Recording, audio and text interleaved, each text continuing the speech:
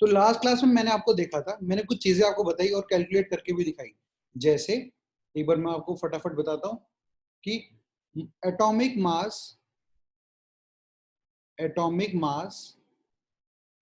Of one atom of oxygen जो आया था वो कितना आया था मेरे पास 16 AMU। अगर मैं ऑक्सीजन का एक एटम लेता हूं, सिर्फ एक एटम, उसका मास कितना होगा 16 AMU होगा। ठीक है, और अगर मैं इसको कन्वर्ट करके लिखना चाहूँ किसमें, ग्राम्स में, तो मैं लिख सकता हूँ इसको कि 16 इंटू AMU को हमने ये वैल्यू कैलकुलेट की थी कि मेरा 1 AMU जो होता है वो बराबर होता है किसके 1.66 into 10 to the power -24 grams के बराबर आता है। ये चीजें भी मैंने आपको क्या किया था, कैलकुलेट करके दिखा दिया था। ठीक है, तो अगर आपको बोले भाई एमयू नहीं, मुझे आपको ग्राम में बताओ कितना ग्राम होगा, तो आप क्या बोलोगे भाई इसको आप ऐसे लिख लो 1.66 into 10 to the power -24 grams में आ जाएगा। ठीक है, ऐसे बात की थी हमने सोडियम की, तो हमने बोला था भाई atomic mass of one atom of sodium, one atom of sodium that is Na, उसका मास लिखा था 23 AMU, 23 AMU। ठीक है ना, अगर आप बोलो भाई मेरे को तो AMU में नहीं बताओ सर, आप मेरे को तो ग्राम में बता दो, तो आपको पता कि 1 AMU इतने ग्राम के बराबर होता है, तो आप लिख दोगे इसको 23 into 1.66 into 10 to the power -24 grams के बराबर होता है। एक चीज जो मैंने आपको एक फॉर्मूला बताया था और कहा था आप इसको याद रखना, वो क्या बताया था कि भाई मेरा जो 1 AMU होता है वो बराबर होता है 1.66 into 10 to the power -24 grams के, और ये जो वैल्यू बराबर होती है ये बराबर होती है 1/Na, एवोगाड्रो नंबर से मैंने आपको डिवाइड करके बताया था 1/Na ग्राम के बराबर होती है। ठीक है, यहाँ तक कोई दुविधा आपत्ति है तो मेरे से पूछ लो, इसके आगे हम बात करेंगे फिर। है भाई, यहाँ तो कोई डाउट है? ठीक है, यहाँ तक कोई डाउट नहीं है। अब आ जाओ आगे। अब हम बात करने वाले हैं मोलर मास के बारे में। किसके बारे में? मोलर मास के बारे में। मोलर मास क्या चीज है मेरे को पास, ये मुझे समझना है, क्योंकि लास्ट क्लास में हमने क्या बात की थी, ये सारे एटॉमिक मास थे। एटॉमिक मास इज एक एटम का मास, सिर्फ एक एटम का मास कितना होगा वो हमने निकाल लिया था। आज हम बात करने जा रहे हैं मोलर मास। मोलर मास क्या होता है? ऐसा बोला गया कि जैसे हम लोगों को, मैं आपको एग्जांपल देके बताऊं, मैं बोल दूं भाई आपके पास 1 दर्जन केला लेके आना है आपको, ठीक है ना, तो पता है भाई 1 दर्जन के अंदर मेरे पास क्या होगा, 12 केला होंगी। ठीक है ना, मैं बोलूं आपको भाई 1 दर्जन आप मेरे को पेन ला के दे दो, आप तो क्या करोगे 12 पेन ला के दे दोगे। मैं बोलूं 1 दर्जन आप मेरे को पेंसिल ला के दे दो, तो आप क्या करोगे 12 पेंसिल ला के दे दोगे, क्योंकि वर्ड 1 दर्जन जो है आपके पास वो बराबर है किसके, 12 यूनिट्स के बराबर कर दिया गया। ठीक है ना, अब देखो अगर आप केला लेके आते हो या पेन लेते हो या पेंसिल लोगे, सबका जो प्राइस आएगा वो रेट तो अलग होगा। इसका रेट कुछ और होगा, इसका रेट कुछ और होगा, पेंसिल का रेट क्या होगा, कुछ और होगा। ठीक है ना, इसी तरीके से जैसे 1 दर्जन को उन्होंने क्या बोला था 12 यूनिट, वैसे ही यहाँ पर क्या बोला गया, 1 मोल जो होगा, यहाँ बोला गया 1 मोल जो होगा उसके अंदर 6.022 into 10 to the power 23 units होंगी। ठीक है ना, 1 मोल के अंदर क्या होगा 6.022 into 10 to the power 23 units होंगी। इस यूनिट को उन्होंने रिप्रेजेंट किया किससे, Na से, जिसको बोलते हैं अवोगाड्रो नंबर। ठीक है ना, जिसको क्या बोलते हैं हम लोग, अवोगाड्रो नंबर कहते हैं। ठीक है, ये बात आपको समझ में आ गई कि भाई मैं क्या करूंगा, जैसे मैं बोलता हूँ 1 दर्जन केला लेके आ जाओ, तो आपको समझ में आता है कि मेरे को 12 केला लेके जाना है। 1 दर्जन पेन ले आओ, तो आपको समझ में आता है कि भाई मेरे को 12 पेन लेके जाने हैं। ठीक है ना, उसी तरह से बोला जाए 1 मोल आपको एटम्स लाने, तो उसका मतलब हो गया 6.022 into 10 to the power 23 units, जिसको आप Na से रिप्रेजेंट करते हो, और इसको हम बोलते हैं Avogadro number, AVOGADRO, Avogadro number. इतने नंबर ऑफ एटम्स उसके अंदर होने चाहिए। ठीक है ना, 1 मोल के अंदर इतनी यूनिट्स होनी चाहिए, इसको डिफाइन किया गया, जैसे हमने 1 दर्जन को डिफाइन किया था। ठीक है, अब देखो मैं बोल दूं कि भाई मेरे को मास निकालना है 1 मोल ऑक्सीजन के लिए, क्या निकालना है, atomic mass of one atom मुझे पता है भाई, एटॉमिक मास ऑफ, एक एग्जांपल लेके बता रहा हूं मैं आपको पहले कि मुझे एक का मास तो पता है ऑक्सीजन का, तो मैंने बोला atomic mass of, atomic mass of one atom of oxygen, one atom of oxygen जो था वो बराबर था किसके, 16 AMU के, ठीक है ना, जो कि ये वैल्यू किसके बराबर थी, 16 इंटू 1.66 इंटू 10⁻⁻24 ग्राम्स के बराबर थी। अब मैं कैलकुलेट करने में इंटरेस्टेड हूं किसके, मोलर मास के, कि भाई अगर मैं 1 मोल ऑक्सीजन लूंगा तो उसका मास क्या आएगा, तो हम लिख सकते हैं molar mass of 1 mole of oxygen, atom बोलूं 1 मोल ऑफ ऑक्सीजन एटम बोलूं, या फिर मैं ये बोलूं कि भाई atomic mass of 6.022 into 10⁻23 atoms of oxygen बोलूं, एक ही बात है, क्या है ये, एक ही बात है, क्योंकि एक मोल के अंदर कितने एटम्स होते हैं, 6.022 इंटू 10⁻23 एटम्स होते हैं, ये बात तो यहाँ बता दी गई। तो बोला भाई एक का मास इतना है तो इतने एटम्स का मास कितना होगा, तो क्या करेंगे, दोनों को मल्टीप्लाई कर देंगे, तो ये आ जाएगा 16 इंटू 1.66 इंटू 10⁻⁻24 ग्राम्स था, इसको मैंने इंटू कर दिया किससे, 6.022 इंटू 10⁻23 से, मैंने इसको मल्टीप्लाई कर दिया, क्योंकि ये मास था मेरा एक एटम का और मेरे को कितने एटम्स का, Na एटम्स का मास निकालना था, तो एक एटम के मास को मैंने इससे मल्टीप्लाई कर दिया। ये कुछ बात उसी प्रकार से है, अगर आपको बोला जाए कि भाई आपका एक पेन जो है वो 2 रुपए का है, ठीक है ना, फॉर एग्जाम्पल, तो आपके पास 5 पेन कितने के होंगे, तो आप क्या बोलोगे, भाई एक का प्राइस 2 था और एक कितने के निकालना है, 5 का, तो 5 से मल्टीप्लाई कर, तो भाई ये मेरे पास 10 रुपए के पेन होंगे। तो हमको एक एटम का मास पता था इतना ग्राम है और मेरे को टोटल इसका पता चल गया। अब देखो जब मैंने यहाँ पर ये लिख दिया 1.66 इंटू 10⁻24 किस में लिखा है, ग्राम्स में, तो यहाँ यूनिट क्या आएगी, ग्राम आएगी, क्योंकि एक एटम का मास इतना था ग्राम में और मेरे को कितने नंबर ऑफ एटम्स थे, इतने नंबर ऑफ एटम्स थे, दोनों को मैंने मल्टीप्लाई कर दिया। अब यहाँ पर एक इंटरेस्टिंग बात, मुझे पता है 1/Na की वैल्यू, जो कि Na किसके बराबर है, 6.023 इंटू 10⁻23 के बराबर, ये वैल्यू किसके रेसिप्रोकल है, इस वैल्यू के बराबर है। तो मैं क्या कर सकता हूं भाई, मैं एक काम लिख सकता हूं, यहाँ पर देखो, यहाँ पर हम लोग हैं, यहाँ पर मेरे पास एक वैल्यू लिखी हुई है 1.66 इंटू 10⁻24, ये वैल्यू किसके बराबर है, 1/Na के बराबर है, और 1/Na क्या है, ये वैल्यू है, तो मैं यहाँ लिख सकता हूँ इसको, ये वैल्यू बराबर है 16 इंटू 1/6.023 इंटू 10⁻23 इंटू 6.022 इंटू 10⁻23, ठीक है ना, ये भी 2 है, तो ये वैल्यू तो एक दूसरे से क्या हो गई, कैंसिल हो गई, जो कि अभी ग्राम में ही है। तभी देखो ऑक्सीजन का मास कितना आ गया, 16 ग्राम आ गया, तो यहां से मैं लिख सकता हूं therefore molar mass of, molar mass of oxygen atom is, कितना आ गया वहां से, 16 ग्राम आ गया। ये वैल्यू मेरी इस वैल्यू से क्या हो गई, ये दोनों एक दूसरे के रेसिप्रोकल थे तो कैंसिल होके 1 हो गया, तो 16 और ये ग्राम, आपके पास ये वैल्यू कितनी आ गई, 16 ग्राम आ गई।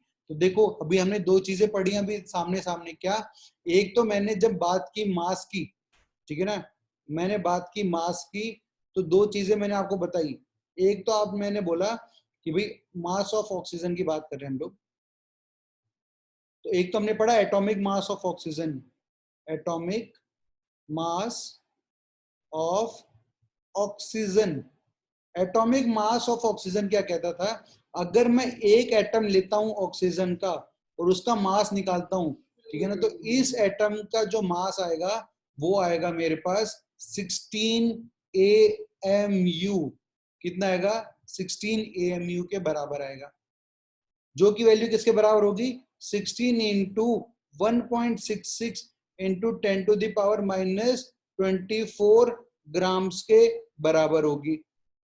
अब दूसरी तरफ मैंने मोलर मास कैलकुलेट किया, तो जो मोलर मास ऑफ ऑक्सीजन था, मोलर मास ऑफ ऑक्सीजन है, ये क्या रिप्रेजेंट कर रहा है आपको, mass of 6.022 into 10 to the power 23 atoms of oxygen. यहां पर तो बस ये किसका मास था, it is mass of only one oxygen atom, एक ऑक्सीजन एटम का मास था ये। और जो मोलर मास आता है तो कितने का होता है 6.022 into 10 to the power 23 atoms of oxygen का, मतलब एक बकेट लूंगा उसके अंदर ये 6.022 into 10 to the power 23 oxygen atom रखूंगा और उसका क्या करूंगा मास निकालूंगा जब वेट करूंगा, तो जो उसकी वैल्यू आएगी वो किसके बराबर आ रही थी मेरी 16 ग्राम्स के बराबर आ रही थी। देखो यहाँ पर बस यूनिट का फर्क है, ये AMU है और यहाँ पर क्या है ग्राम। जब AMU लिखा है तो मतलब एक एटम का मास है, और जब ग्राम लिखा है तो मतलब एक मोल का मास है, मतलब उसके अंदर इतने एटम्स रखे होंगे किसके, ऑक्सीजन के। आप पूछो सर ये एक बात बताओ कि 6.022 इंटू 10 की पावर 23 जो है वो एक एटम, मतलब जो एटम, इतने एटम्स हैं जो एक मॉलिक्यूल में एग्जिस्ट कर रहे हैं ना, एक मोल में, मॉलिक्यूल में नहीं, एक मोल में, ठीक है। जैसे बोला जाता है एक डजन केला दे दो तो उसके अंदर कितने पीसेस होते हैं, 12 होते हैं, ठीक है। 12 होते हैं। तो ऐसे एक मोल एक यूनिट है। मोल जो होता है वो क्या होता है मेरे पास, जो हम लोग यहाँ मोल की बात कर रहे थे, ठीक है ना, मोल क्या होता है मेरे पास, ये जो लिखा हुआ 1 मोल, ये काउंटिंग यूनिट है। बोल दिया गया कि एक मोल के अंदर इतनी यूनिट्स प्रेजेंट होनी चाहिए, ठीक है। मोल के अंदर, मॉलिक्यूल के नहीं, मोल के अंदर बात की गई है यहाँ पे। एक मोल के अंदर इतने होते हैं 6.022 into 10 to the power 23 atoms, molecules, वो कुछ भी हो सकता है, ठीक है। ये बात समझ में आ गई आपको? किसी और को इसमें डाउट है तो पूछ लो मेरे से। Sir molar mass of oxygen कैसे निकाला, मतलब समझ नहीं आया। देखो देखो अब यहाँ तक तो हमने एटॉमिक मास कैलकुलेट करना सीख लिया और मॉलिक्यूलर मास, कि मॉलिक्यूल के लिए क्या करूंगा मैं, जो मेरा मोलर मास था उससे मैं क्या करूंगा मल्टीप्लाई कर दूंगा, ठीक है। अब हम लोग बात करेंगे मॉलिक्यूलर मास की, कि मॉलिक्यूलर मास क्या होता है। अब लिखिए मॉलिक्यूलर मास, सर एक बार सेकंड लास्ट वाली स्लाइड दिखा दोगे? देख लीजिए, देख लो।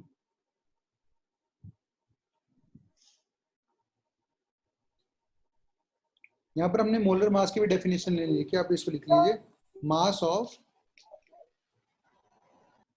1 mole of substance is called molar mass, is called molar mass, ठीक है।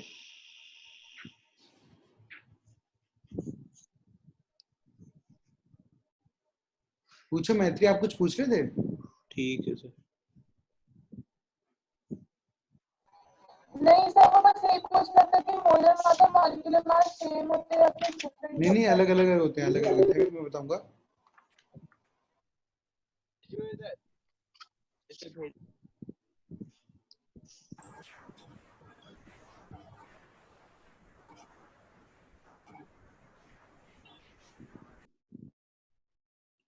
ठीक है, चलो तो अब हम बात करते हैं यहाँ से मॉलिक्यूलर मास के बारे में, कि भाई अब मेरे पास मॉलिक्यूलर मास क्या होता है।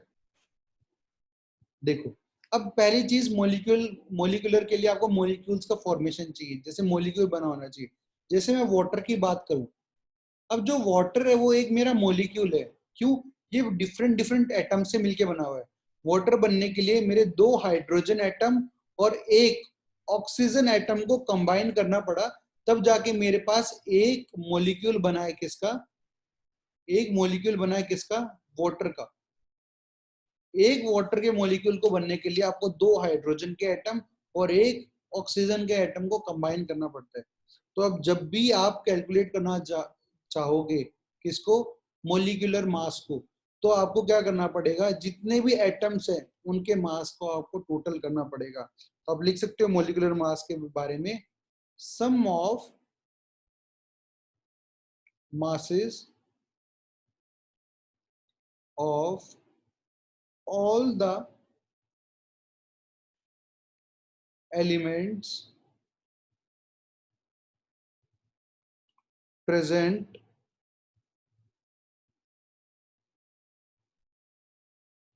in a molecule जैसे हम यहाँ बात करें कि भाई मैं अगर आपको बोलेंगे भाई मोलिकुलर मास बताओ आप वाटर का, तो आप क्या बोलोगे, भाई जो मेरा मोलिकुलर मास होगा, molecular mass of water will be atomic mass और molar mass of hydrogen plus mass of oxygen.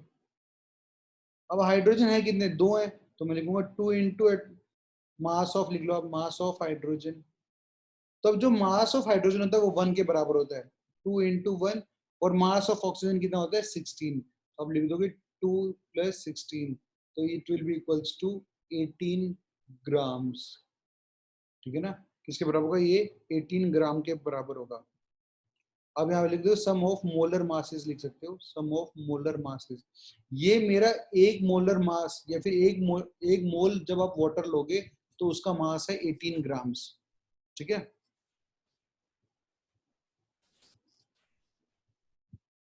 इसको भी आप 2 पार्ट में डिफाइन कर सकते हो कि अगर आपको बोला जाए, आपके पास 2 तरीके हैं। देखो, अगर आपको बोला जाए भाई आपके पास मैंने वाटर प्रोवाइड किया है और वाटर का जो मास आया वो आपके पास आ रहा है 18 AMU या फिर 18 ग्राम, दोनों में क्या डिफरेंस है, दोनों में क्या डिफरेंस है, ध्यान से सुनो। अगर आपको बोला जाए 18 AMU, इसका मतलब क्या है, इट इज द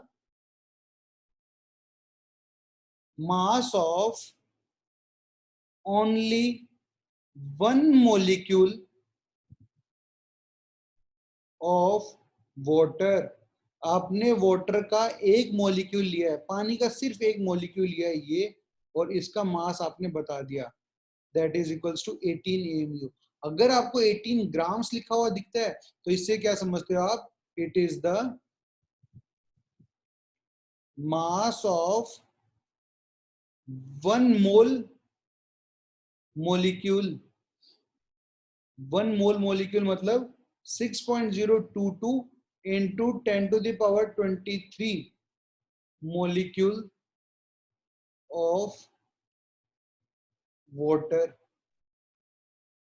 ठीक है, it is the mass of 1 mole molecule of water। ठीक है ना, ब्रैकेट के बाद में इसको काट देना। It is the mass of 1 mole molecule of water, मतलब यहाँ पर जो आपके पास वाटर आप लेने वाले हो, तो यहाँ पर वाटर आपके पास H2O कितने होंगे, इनकी जब आप काउंटिंग करोगे सारों सबकी, तो वो बराबर होंगे मेरे पास किसके बराबर, 6.022 into 10⁻23 मॉलिक्यूल्स प्रेजेंट होंगे। ठीक है, और यहाँ क्या होगा, सिर्फ एक मॉलिक्यूल आपका वाटर का प्रेजेंट होगा। एक मॉलिक्यूल वाटर का मास होगा 18 AMU और एक मोल का मास होगा 18 ग्राम्स। अब देखो AMU का जो फुल फॉर्म होता है वो मैंने आपको बताया था, AMU का जो फुल फॉर्म है वो है एटॉमिक मास यूनिट। क्या है, एटॉमिक मास यूनिट। एटम्स की बात कर रहा था, बट वाटर तो मेरा क्या है, मोलिक्यूल है। तो बोले भाई वाटर तो मेरा मोलिक्यूल है और मास आप एटम्स का बता रहे हो, तो इसी चीज पे साइंटिस्टों ने क्या किया, आवाज खड़ी की और आपने AMU को किससे डिफाइन कर दिया, म्यू से। तो इसको लिखने लगे 18 mu, where mu is the unified mass. ठीक है, यूनिफाइड मास है। ठीक है, कुछ नहीं है, 18 म्यू अगर आपको लिखा हुआ है तो आप समझ जाना कि मेरे वाटर के एक मॉलिक्यूल का मास है। It is the mass of only 1 molecule of water. अगर 18 ग्राम्स लिखा है तो 1 मोल का मास है, ये एक मोल वाटर मॉलिक्यूल्स का मास है। ठीक है, ठीक है ना। अभी क्वेश्चन जो मैं दे रहा हूँ आपको देखते हैं कौन सबसे पहले सॉल्व करके इसका सही आंसर बताएगा। ठीक है, तो आप लिख सकते हो question, the mass of one atom of an element is 6.66 into 10 to the power minus 24 ग्राम। ठीक है, full stop. Calculate its molar mass and also identify the element, also identify the element। Solve करके बताओ आप भाई।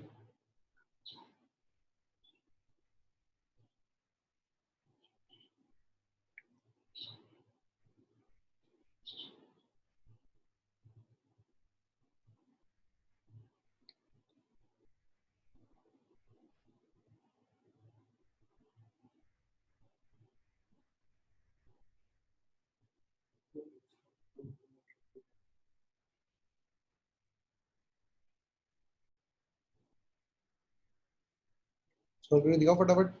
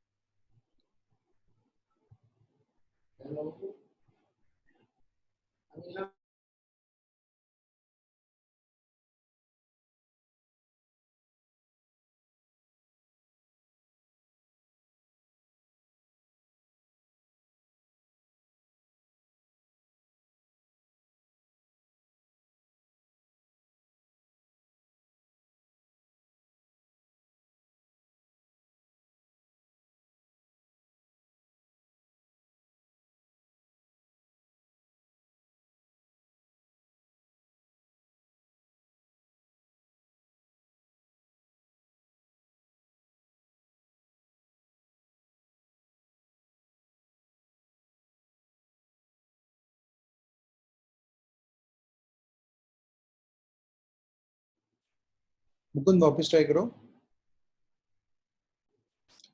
तो आपको कहा गया है the mass of one atom of an element आपको गिवन है, तो हम लिख सकते हैं मास ऑफ वन एटम जो है वो बराबर है किसके 6.66 into 10 to the power minus 24 grams.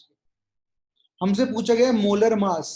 Molar mass मतलब कितने मोलिक्यूल्स के बारे में पूछा गया है, ये कितने एटम्स के बारे में पूछा गया है अवोगाड्रो नंबर के। तो हम लिख सकते हैं मोलर मास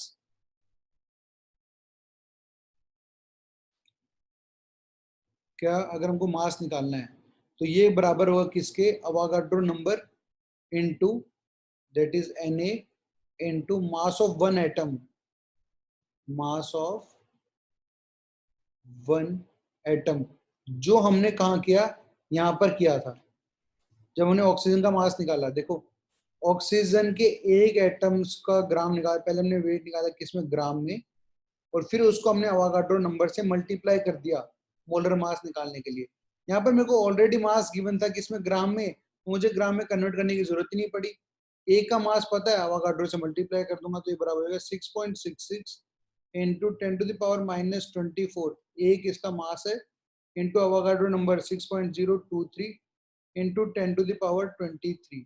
तो जब आप इसे सॉल्व करोगे वैल्यू आएगी लगभग लगभग 4 के बराबर। 4 पे मेरे पास क्या होता है, हीलियम होता है।